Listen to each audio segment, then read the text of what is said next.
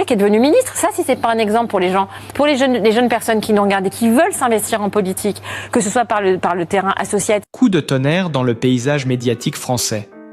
Karine Le Marchand, l'animatrice préférée du public, longtemps symbole de douceur et d'élégance, vient de briser le silence sur l'un des chapitres les plus sombres de sa vie. Dans une confession inattendue et bouleversante, elle admet enfin que les années passées, aux côtés du footballeur Liliane Thuram, n'ont jamais été ce conte de fées que tout le monde imaginait, mais une succession d'épreuves, de désillusions et de blessures profondes.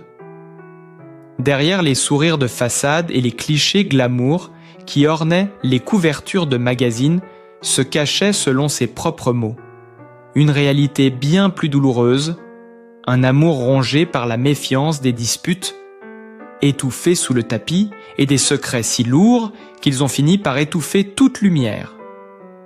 Le choc est immense. Les fans incrédules peinent à concilier l'image de la femme rayonnante de la télévision avec celle d'une âme meurtrie par des années de tension et de silence. Les réseaux sociaux s'enflamment. Les plateaux télé se succèdent, chacun y allant de son analyse, de sa surprise ou de son indignation. Dans les rédactions, c'est la stupeur. Comment une idylle aussi médiatisée a-t-elle pu dissimuler autant de noirceur ? Les proches du couple, eux, se murent dans le mutisme, tandis que la France entière découvre abasourdie l'envers du décor d'un duo que l'on croyait solide, uni et exemplaire. Ce n'est plus seulement une révélation, c'est un séisme émotionnel et médiatique. Le nom de Karine. Le Marchand s'impose désormais au cœur d'un scandale qui dépasse la simple rupture. C'est une femme blessée, brisée par les illusions perdues, qui choisit aujourd'hui de reprendre le contrôle de son histoire et d'affronter publiquement ses fantômes. Les langues se délient, les souvenirs ressurgissent et la vérité brutale s'invite sous les projecteurs. Peu à peu, la façade s'est fissurée, les apparences lisses ont volé en éclats, et ce que Karine Le Marchand décrit aujourd'hui avec une lucidité poignante, c'est un amour devenu une prison dorée, une spirale de désillusion, où la tendresse s'est changée en froideur, où la complicité d'autrefois s'est muée en méfiance glaciale. Selon ses proches, tout a commencé par des incompréhensions banales, des silences trop longs, des regards fuyants, puis vinrent les reproches à peine voilés, les éclats de voix dans l'intimité de leur appartement parisien, que personne ne devait entendre, mais que les murs semblaient retenir comme un écho permanent. Karine aurait tenté de sauver l'équilibre du couple en se réfugiant dans le travail, en cachant sous son sourire télévisuel les marques invisibles de l'usure intérieure. Liliane Thuram, quant à lui absorbée par ses engagements humanitaires et politiques, se serait éloignée peu à peu, laissant derrière lui une femme qui n'existait plus qu'à travers son image publique. La fracture s'est ouverte quand la confiance a disparu. Karine évoque des promesses, trahit des mots durs, échangés, des gestes brusques que le temps n'a pas effacés, des photos inédites publiées par un magazine People montrant le couple en pleine dispute sur un trottoir parisien ont relancé la tempête médiatique. On y voit Karine le visage fermé, les yeux rougis, et Liliane tournant le dos, une scène banale mais terriblement symbolique qui a suffi à embraser les réseaux sociaux. Les internautes s'enflamment. Certains n'accusent que la presse d'exagérer, d'autres soutiennent Karine et saluent son courage de dire enfin sa vérité. Le soir même, sur un plateau de télévision, l'animatrice craque la voix tremblante. Elle confie qu'elle a longtemps vécu dans la peur de décevoir, qu'elle a tout enduré pour préserver une illusion qu'elle ne croyait plus. Depuis ces mots, la France entière semble suspendue à son souffle. Les commentaires pleuvent, Les éditorialistes débattent, les collègues du métier témoignent de leur stupeur et de leur compassion. Les chaînes d'information diffusent en boucle. En boucle, les extraits de son aveu, chaque geste, chaque mot est disséqué, analysé, interprété. L'émotion collective se mêle à la curiosité malsaine d'un public fasciné par la chute d'un couple jadis exemplaire. Dans les coulisses de M6, certains racontent qu'elle venait souvent en larmes, avant un tournage qu'elle se maquillait, en silence pour cacher la fatigue morale d'une femme épuisée par les concessions. Les tabloïds révèlent qu'après leur rupture officielle, des échanges de courriels houleux ont circulé évoquant des accusations blessantes et des rancunes jamais apaisées. Des proches de Thuram démente parlent d'une incompréhension profonde d'un amour sincère qui n'a pas survécu au poids des attentes et de la notoriété. Mais le mal est fait. Les mots de Karine résonnent comme un verdict implacable. Elle parle d'un lien toxique, d'une dépendance émotionnelle qu'elle n'a pas su voir venir. Elle dit s'être perdue dans le regard de l'autre à force de vouloir être parfaite, d'avoir étouffé ses cris sous le vernis de la réussite publique. Ce témoignage brut, sans phare, bouleverse par sa sincérité et fait voler en éclats le mythe du couple intouchable. Dans les jours qui suivent, de nouvelles images surgissent des vidéos tournées à la hâte par des passants montrant des disputes dans la rue, des gestes de tension, des silences lourds. Les médias en font leurs unes. Les titres hurlent la chute d'un amour légendaire. Les réseaux s'emplissent de débats sans fin. Certains y voient le courage d'une femme qui ose parler. D'autres accusent une mise en scène pour attirer la lumière. Quoi qu'il en soit, la tempête ne faiblit pas. Chaque mot de Karine devient une arme, chaque souvenir un fragment de vérité qui dérange. Le pays tout entier observe fasciné cette tragédie moderne où se mêlent pouvoir, célébrité et douleur intime. L'histoire d'une femme forte, brisée par un amour qu'elle croyait inébranlable et qui aujourd'hui, sous les projecteurs, tente simplement de respirer à nouveau. Les jours qui ont suivi sa révélation ont pris des allures de cauchemar éveillé pour Karine Le Marchand. Les caméras postées devant son domicile, les journalistes accroupis sur les trottoirs, les flashs qui transpercent la nuit, rien ne lui a été épargné. Chaque sortie, chaque geste, chaque silence est interprété, scruté, déformé.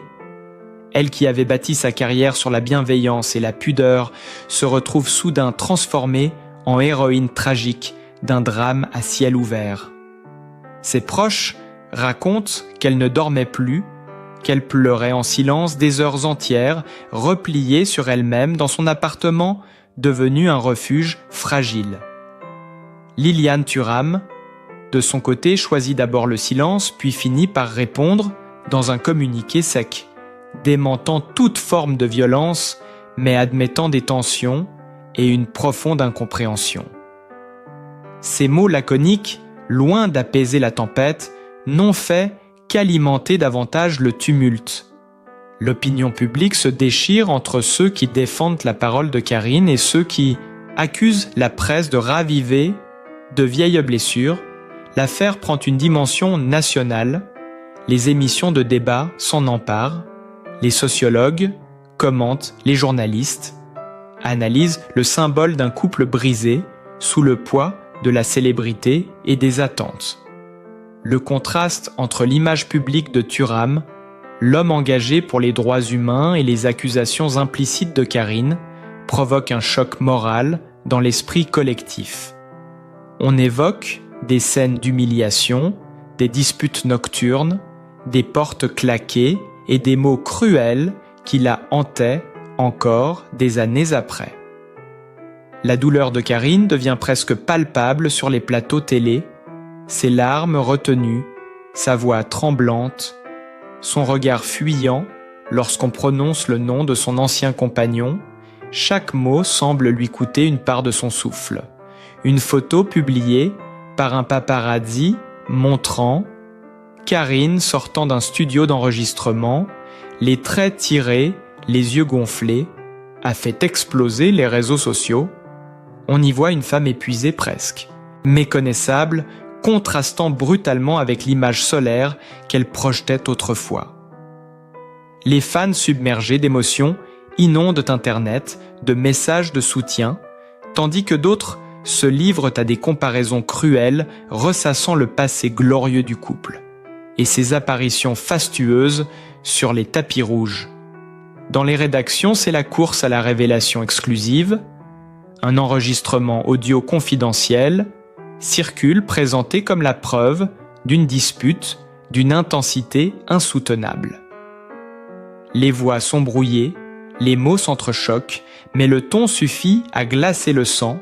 La France entière écoute suspendue entre fascination et malaise. Loin de s'apaiser, la tempête enfle encore. Karine se retire un temps des médias, prétextant un besoin de silence, mais son absence ne fait qu'attiser la curiosité collective. Des chroniqueurs évoquent une dépression, d'autres parlent de reconstruction. Certains témoignent l'avoir vue marcher seule sur les quais de Seine emmitouflée dans un manteau gris, le visage tôt, dissimulé par une écharpe trop large. Elle fuit les regards, mais son nom reste sur toutes les lèvres, symbole d'une femme brisée qui se relève lentement. Ce qui frappe désormais, c'est la sincérité désarmante de son témoignage. Elle ne cherche ni vengeance ni pitié, seulement la reconnaissance de sa souffrance et le droit de tourner la page. Ces mots résonnent dans les esprits, comme une confession universelle, celle d'une femme qui a tout donné par amour et qui en retour n'a reçu que le poids du silence et de la peur. Son aveu dépasse le cadre intime, il devient miroir de tant d'histoires, tue de tant de blessures, dissimulées sous des sourires de façade. Le choc médiatique devient sociétal. Les associations de défense des femmes saluent son courage, tandis que d'anciens collègues racontent combien elle semblait se battre chaque jour contre une tristesse qu'elle cachait derrière son rire lumineux. Peu à peu, la compassion remplace le jugement et le pays découvre derrière la star l'être humain, derrière la vulnérable et vraie qui renaît de ses cendres alors que les semaines s'opassent. La tempête médiatique ne s'essouffle pas. Au contraire, elle se transforme en une onde de choc plus profonde, plus intime. Karine. Le marchand devient malgré elle le visage d'une génération de femmes qui se taisaient par peur du scandale, par devoir d'image, par loyauté à un amour qu'elles croyaient sauvé. Sa parole libérée agit comme une déflagration dans un monde du show business, encore trop habitué à dissimuler ses blessures derrière les paillettes. Les confidences continuent de se déverser par bribes à travers des interviews rares et soigneusement choisies. Chaque mot pèse lourd, chaque souvenir évoqué ravive des plaies anciennes. Elle raconte ces soirées où la tension était si forte qu'un simple regard suffisait à tout faire, exploser ces voyages où ils apparaissaient complices, mais où le silence glaçait l'air autour d'eux, ces promesses murmurées qui se transformaient en reproches dès la porte fermée. Derrière l'icône médiatique se dessine le portrait d'une femme prisonnière de l'amour qu'elle idéalisait. Elle confie avoir vécu des années dans la peur du jugement, persuadée qu'avouer sa souffrance reviendrait à détruire son image et trahir les espoirs de ceux qui la voyaient comme une femme forte et indépendante. Pourtant, l'accumulation des non-dits a fini par la briser. Le soir où elle a décidé de parler, elle dit avoir senti son cœur se libérer de chaînes invisibles, mais anciennes. Le choc de son témoignage dépasse les frontières de la France. Des médias étrangers reprennent l'affaire. Les journaux allemands, italiens, espagnols la citent comme l'exemple d'une révélation courageuse dans un univers encore marqué par le culte du silence. Les plateaux télé débattent de la double vie des célébrités, des fractures intérieures que cachent les sourires de façade. Dans les rédactions, certains anciens amis du couple livrent leurs souvenirs des dîners tendus, des regards froids, échangés au milieu des rires de circonstance. Une photo ressurgit, celle d'une soirée caritative où Karine fixait le vide tandis que Liliane riait aux éclats entourée d'invités. Cette image devient viral symbole cruel de la solitude dans la foule. Les réseaux s'embrasent. Les mots-clics, portant son nom, occupent les premières places des tendances pendant plusieurs jours. Des vidéos d'archives ressortent des interviews d'époque où elle semblait déjà fatiguée, où ses rires semblaient forcés. Aujourd'hui, ces moments prennent un tout autre sens. Pour le public, c'est un électrochoc, un rappel brutal que la douleur ne se lit pas toujours sur les visages. Les fans se divisent. Certains refusent de croire à la chute de leur idole. D'autres l'érigent en symbole de résilience. Les plus fervents admirateurs se rassemblent devant les studios de M6, déposant des fleurs, des lettres de soutien, des mots d'encouragement gravés de sincérité. Les collègues de Karine, eux-mêmes, avouent leur désarroi. Certains disent avoir ressenti la tension sans jamais oser poser de questions de peur d'être indiscret. Dans les coulisses du divertissement, on parle désormais d'un avant et d'un après. Karine le marchand. Ce qui n'était au départ qu'une histoire d'amour brisée devient le point de départ d'une réflexion collective sur les apparences, la solitude et la souffrance cachée des figures publiques. Une vidéo publiée anonymement sur Internet montrant une scène de dispute captée à distance relance le tumulte même si son authenticité reste floue. On y croit, on veut y croire, car elle vient nourrir l'imaginaire collectif d'une France fascinée par la chute de ses icônes. L'atmosphère devient électrique.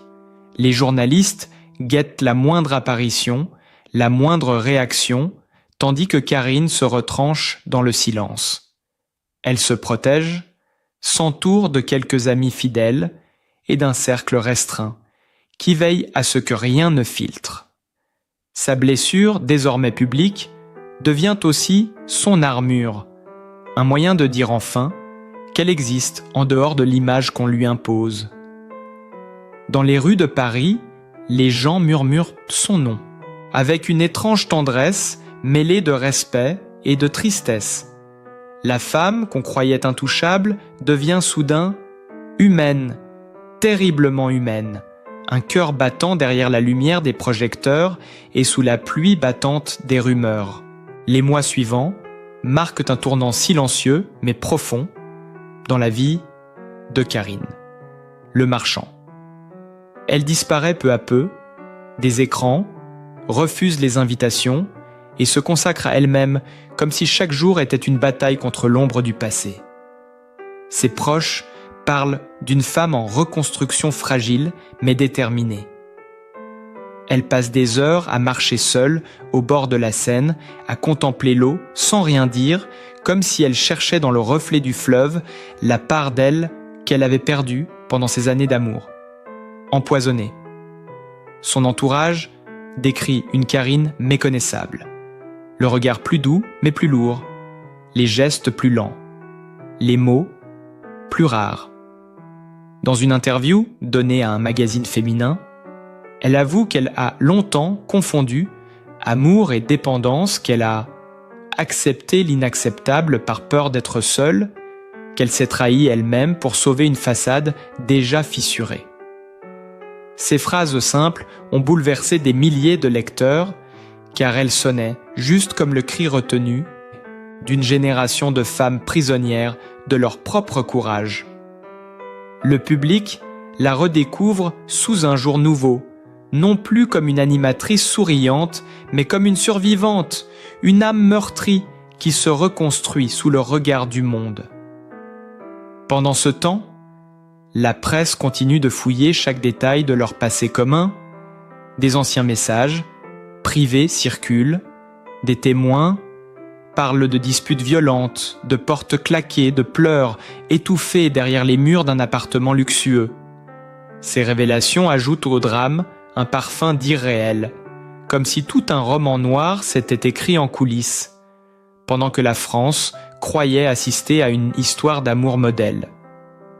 Des voix célèbres s'élèvent pour soutenir Karine. Certaines animatrices de renom parlent de son courage. Des associations féminines l'invitent à témoigner dans leur campagne contre la violence psychologique et la manipulation affective. Peu à peu, son drame personnel dépasse le cadre intime pour devenir une cause publique, une lutte symbolique contre le silence et la honte. Les plateaux télé débattent de la façade du bonheur dans les couples de stars. Les journalistes s'interrogent sur les ravages de la perfection imposée, tandis que sur les réseaux sociaux, les hashtags à son nom deviennent des cris de solidarité. Les images de Karine vêtue simplement sans maquillage, marchant dans la rue la tête haute, malgré les photographes, sont partagées des millions de fois, symbole d'une renaissance lente mais réelle. Pourtant, derrière cette lumière nouvelle, subsistent des ombres. Son entourage raconte qu'elle a encore des nuits sans sommeil, qu'elle sursaute à chaque appel inconnu, qu'elle ne supporte plus le bruit des plateaux télé. Elle garde sur sa table de chevet un carnet où elle écrit chaque jour ce qu'elle n'a jamais pu dire à Liliane. Des lettres, sans destinataire, pleines de douceur et de colère. À la fois, des phrases qu'elle relit parfois en silence, comme pour exorciser la douleur d'un amour qu'elle ne maudit pas, mais qu'elle ne peut plus comprendre. Un soir d'automne, elle réapparaît en public lors d'un gala caritatif, vêtue d'une robe noire simple et d'un sourire apaisé mais ferme. La salle se lève à son entrée. Les applaudissements durent de longues minutes. Ce soir-là, la France ne voit plus l'animatrice célèbre, mais la femme qui a osé dire non à l'ombre. Son regard croise les caméras. Un instant, une lueur passe. Fugace, indéfinissable, mélange de tristesse et de fierté. Le scandale s'est transformé en symbole, la blessure en message, et derrière le tumulte médiatique reste l'évidence d'une vérité nue, celle d'une femme qui s'est perdue dans l'amour et qui aujourd'hui apprend lentement à se retrouver. À mesure que les saisons défilent, Karine Le Marchand semble renaître lentement, comme une fleur meurtrie par l'hiver qui retrouve la lumière du printemps. Son silence n'est plus celui de la peur, mais celui d'une reconstruction discrète et profonde. Loin des plateaux télé, elle réapprend à respirer, à vivre, sans devoir sourire pour les autres. À travers quelques rares confidences, accordées à des médias choisis, elle trace le portrait d'une femme qui a traversé l'enfer de l'amour et de la célébrité sans jamais cesser de croire en la douceur du monde. Elle parle d'apaisement, de pardon, non pas envers l'autre, mais envers elle-même, de cette nécessité de se détacher de la colère pour ne plus se consumer. Des images d'elle publiées dans un reportage intimiste la montrent chez elle, entourée de plantes, de livres et de silence. Son regard a changé. Il est plus profond, plus vrai, comme si chaque larme versée avait lavé un peu du masque médiatique qu'elle portait autrefois. L'opinion publique aussi a changé, son regard sur elle. De victime médiatique, elle devient peu à peu une figure d'inspiration, un symbole de courage, tranquille, de vérité assumée. Les magazines qui jadis disséquaient sa vie privée lui consacrent aujourd'hui des unes empreintes de respect et d'admiration. Sa parole résonne comme un écho dans le cœur de ceux qui se sont tus trop longtemps. Dans une émission spéciale, tournée plusieurs mois après le scandale, elle accepte enfin de revenir à l'écran. Ses mots sont mesurés, Sa voix calme, mais vibrante de sincérité, elle y raconte sans pathos la lente descente dans l'ombre, l'isolement, l'humiliation subtile, le regard froid de celui qu'elle aimait plus que tout, et la manière dont elle s'est peu à peu éteinte, à force de vouloir briller pour deux. Elle décrit la sensation d'étouffer dans un amour qui ne nourrit plus de se réveiller chaque matin avec la peur de la dispute, de la déception, du reproche. Ces mots frappent par leur simplicité et leur puissance. Ils peignent sans effet une réalité, crue celle d'une femme admirée qui pleurait seule dans les coulisses, pendant que la France applaudissait son sourire lumineux. Les réactions sont instantanées, les réseaux sociaux explosent d'émotions. Les visages célèbres de la télévision lui rendent hommage. Certains pleurent en direct. D'autres écrivent qu'ils n'ont jamais osé parler de leurs propres blessures. Les hashtags à son nom deviennent symboles de libération. Des milliers de femmes partagent leurs histoires en écho à la sienne. Le scandale s'est transformé en mouvement de compassion nationale. Ce qui avait commencé comme une confession douloureuse est devenu un cri collectif contre les apparences étouffantes du succès et du couple parfait. Dans le tumulte, Karine choisit la pudeur. Elle ne cherche ni revanche ni gloire.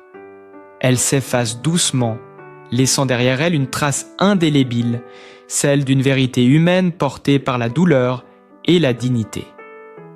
Certains soirs, dans les rues de Paris, on la croise encore seule, un livre à la main, un manteau long qui effleure les pavés. Elle marche d'un pas calme, le visage tourné vers le vent, comme si elle accueillait enfin la vie telle qu'elle vient. Le murmure de la ville semble lui rendre hommage, non plus comme à une star, mais comme à une femme revenue d'un long naufrage. Ses yeux désormais ne fuient plus rien, ils racontent à eux seuls toute une histoire d'amour, de chute et de renaissance. Aujourd'hui, Karine Le Marchand avance enfin la tête haute, apaisée, libre, plus forte que jamais. Elle a survécu à la tempête et transformé la douleur en lumière. Une femme brisée devenue symbole de résilience et de vérité. Si cette histoire vous a touché, abonnez-vous à la chaîne pour découvrir d'autres destins bouleversants, d'autres renaissances qui redonnent foi en la vie